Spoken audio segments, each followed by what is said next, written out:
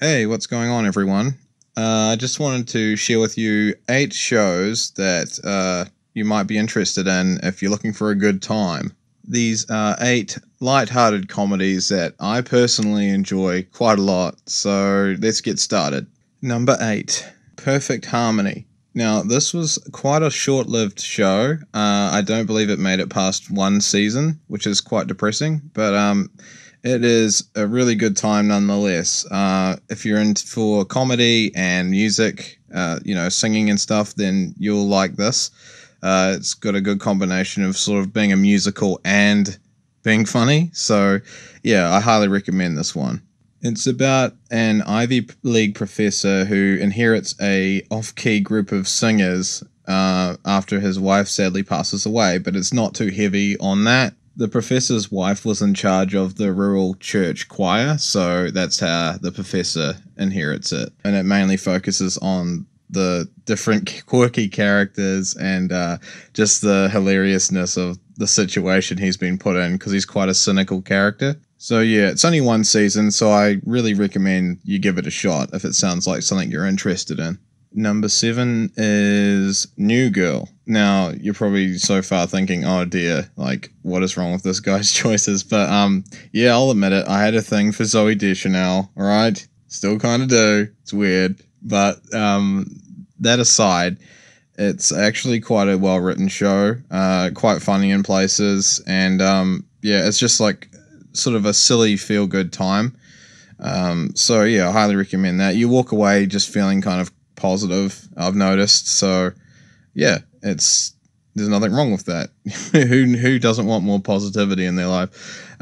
So yeah, I highly recommend it. It's about a girl called Jess who's played by Zoe Deschanel. But yeah, she is her partner cheats on her, and basically she's looking for a new apartment, and she ends up getting with these bunch of dudes who are quite quirky in their own right. So it's always entertaining. If you got really well written characters, you can put them in any situation, and it's just a real treat to watch. So yeah, I highly recommend that one. Number 6 is The Inbetweeners. I'm talking the British version of The Inbetweeners, not the American version. I have not seen the American version. Apparently that was quite short-lived. So yeah, do with that info what you will. So I'm only commenting on the British version. I absolutely love it. It's a show that is not afraid to be funny. There's a lot of really crude, rude humor in there, disgusting sort of jokes about, being rude and stuff, foul language, gotta love that. So yeah, it captures the essence of being an awkward high schooler very well. In my opinion. So if you kind of get that humor, then you were never cool at school.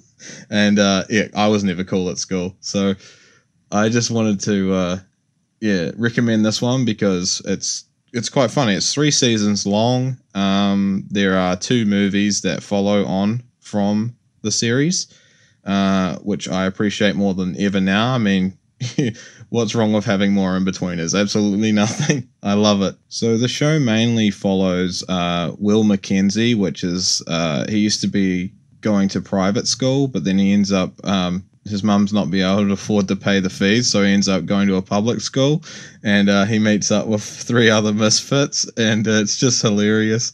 Just the amount of crap, and there's a lot of the stuff you can almost relate to, because it just writes it so well of how awkward some moments are at school, and just, being cool or getting a girl's attention or whatever was all that mattered back then type thing. And it's just like, you look back at high school now, and it's just like, it's funny looking back at just how stupid and small-minded you were back then. But it's just, yeah, it's a really, really good show. I highly recommend it, especially if you are in high school. I showed my niece this when she was in high school.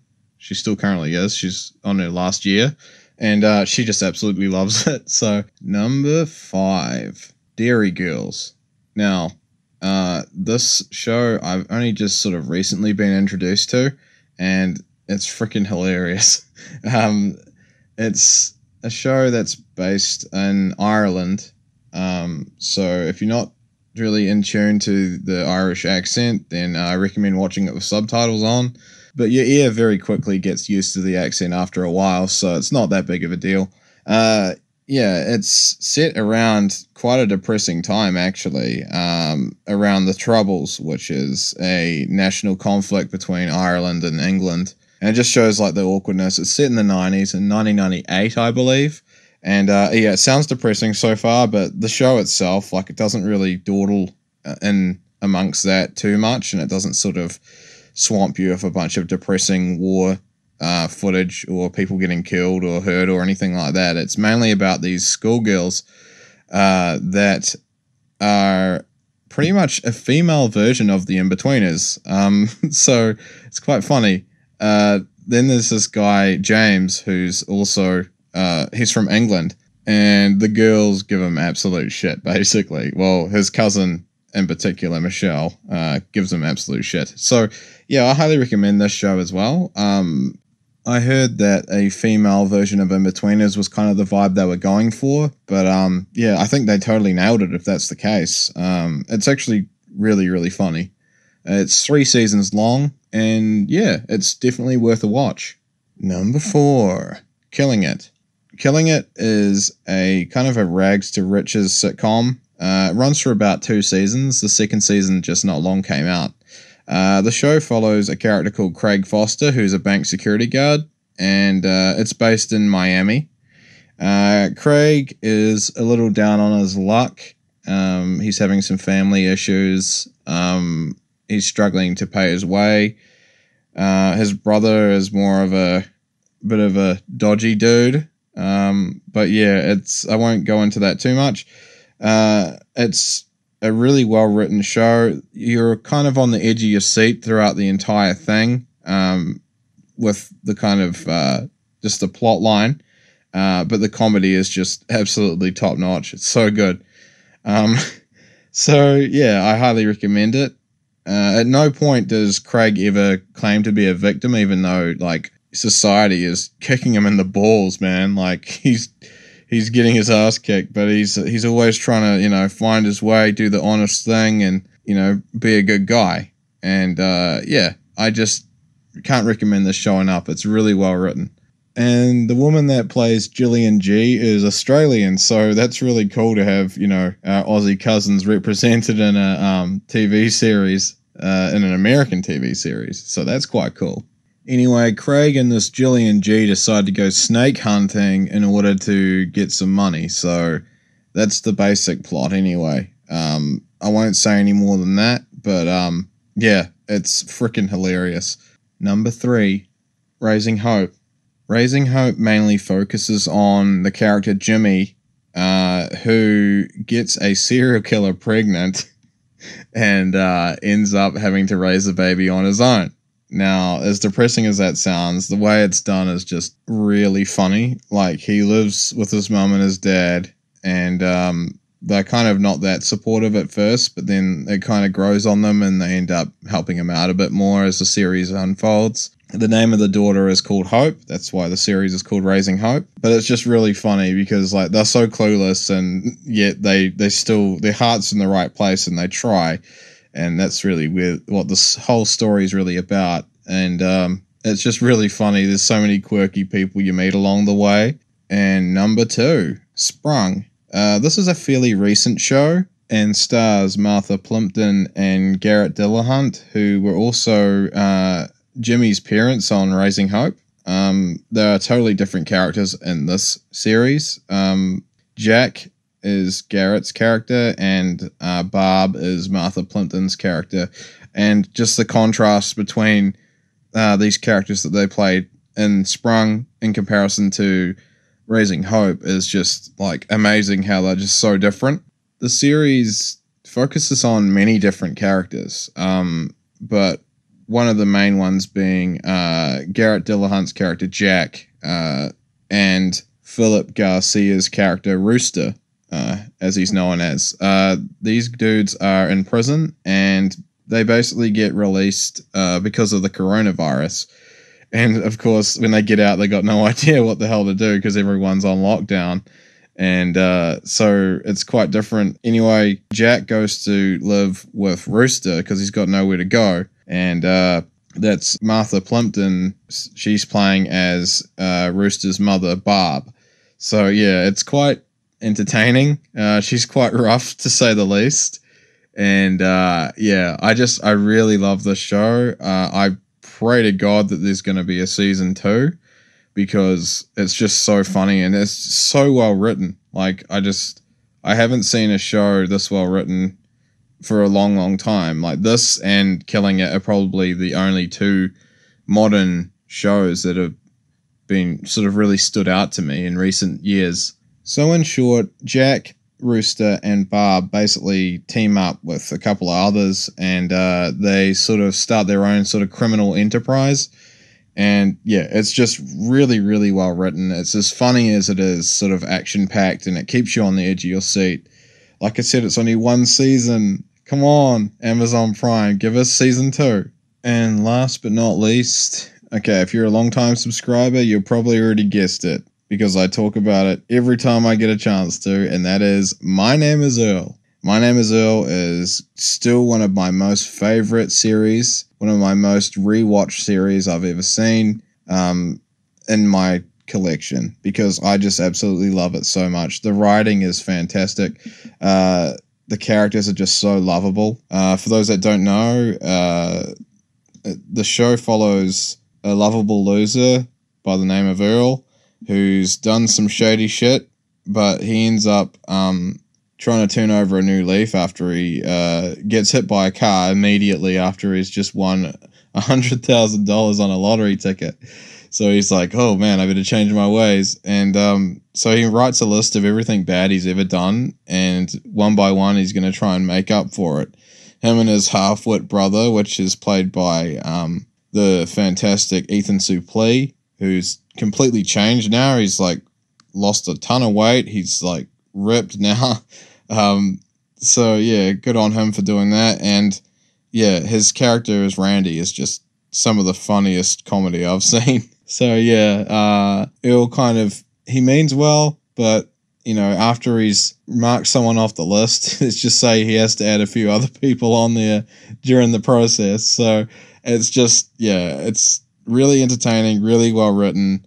I love it. It really is no coincidence that I've listed 3 of Greg Garcia's shows, My Name is Earl, Sprung, and Raising Hope. This guy is a creative genius. His writing is fantastic, and yeah, it really resonates with me the way he tells a story. And just like right down to the shots of the cameras and that, like it explains everything just so well. It doesn't spoon feed you, it doesn't dumb you down. It gives you just the right amount of information at the right pace, and it doesn't even like let you sit there thinking what the fuck at the end of it, like what just happened. It's always wraps it up just nicely, and really, really good writing. Right, should we do like a Watch Mojo thing? And here are some honorable mentions. Son of the Beach, created by Timothy Stack and James R. Stein, from the Howard Stern production company. Now, this show is freaking hilarious. It is a Baywatch piss take, straight up. And yeah, it's just rude joke after rude joke. It's not PC at all. That's what I love about it the most. This came out the first episode aired in the year 2000. So it's been 23 years. That's not really that long to turn around and be like, well, you know, it was funny back then, but it's not funny now. It's like, it's 23 years, dude. It's not that long. So yeah, I mean, if it was done like in the 70s or whatever, then you could be like, yeah, that was ages ago. But it was funny then, and it's fucking funny now. All right. So yeah, just listen up, have a bit of a laugh, enjoy life, because it's just, yeah, this stuff's funny. Basically, it stars Timothy Stack as Notch Johnson. He's like the David Hasselhoff of the piece. And so, yeah, there's like a lot of sexual innuendos and just, it's just fantastic. I highly recommend it. If you can somehow track down the episodes, I think there's a few on the, is it Daily Motion? If you can watch them on there, it's a real good laugh. The episodes are getting harder and harder to find, so I don't know. If you can find them somehow, definitely watch them. But yeah, you can check them out for free on Dailymotion, the ones that are there. I don't know who's uploaded them, and I don't know if they're still there now if you're watching this in the future. But yeah, definitely check it out. It's fucking hilarious. Then there is the second honorable mention, which would be The Guest Book. This is another Greg Garcia production. It's quite a short-lived series, and essentially what it is it's about a guest house, and it has different people go into it, and they're all kind of weird, and they've all got their own kind of weird story to tell, and so each episode is based on that person's story, and then by the end of it you kind of know what's going on, and then they leave and then another person shows up, so it's actually really, really cool. Now that show actually did Cocaine Bear before Cocaine Bear was actually a thing too, by the way. I'm not into drugs or anything like that, but like, yeah, for those that thought, oh, Cocaine Bear is a, just an outlandish kind of idea, well, Greg Garcia thought of it first, all right? So it's just ridiculously funny. This has the chick that plays as Sabrina from Raising Hope. That's the cool thing about Greg Garcia's productions. He has like same actors kind of entering the different shows, and they usually play a totally different character, but there's also nods to his other shows as well. So for instance, in Sprung there's a place called Chubby's Tires. Now in My Name is Earl, Burt Reynolds plays a character called Chubby, who owns a place called Club Chubby, which is essentially a strip club. And his character ends up dying, and his son takes over it, and his son's just as big of a psycho as what he is. So yeah, there are a few places in his shows, like in the background, you'll see a nod to Chubby, or there's even in Raising Hope, one of the guys that's plays as a prospect in Sons of Anarchy actually features in a Raising Hope episode, so be on the lookout for that. I love Sons of Anarchy. It was a great series, but that's not really a comedy. I just sort of brought it up because I think it's really cool that Greg Garcia has like included like the Raising Hope universe with the Sons of Anarchy universe. So it's pretty crazy to think about that. Like, I'm getting into lore now, but it's very cool because Raising Hope doesn't only share the same universe as Sons of Anarchy, because it features that prospect in Raising Hope wearing his Sons of Anarchy jacket, but Raising Hope also shares the same universe as My Name is Earl. So crazy, right? My Name is Earl related to Raising Hope, related to Sons of Anarchy. Anyway, those are my 8 picks. So yeah, there's another one too that's not so much a feel-good comedy as much as it is a well-written show, but I'm just going to say it anyway. Mr. In Between.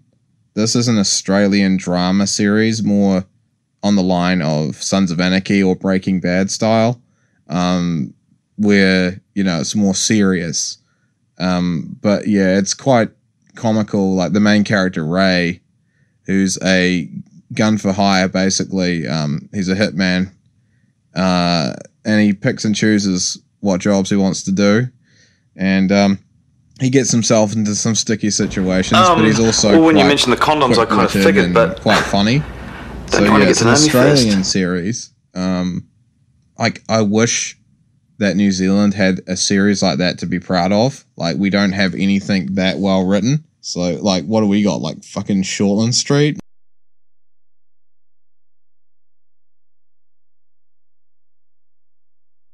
Like, what?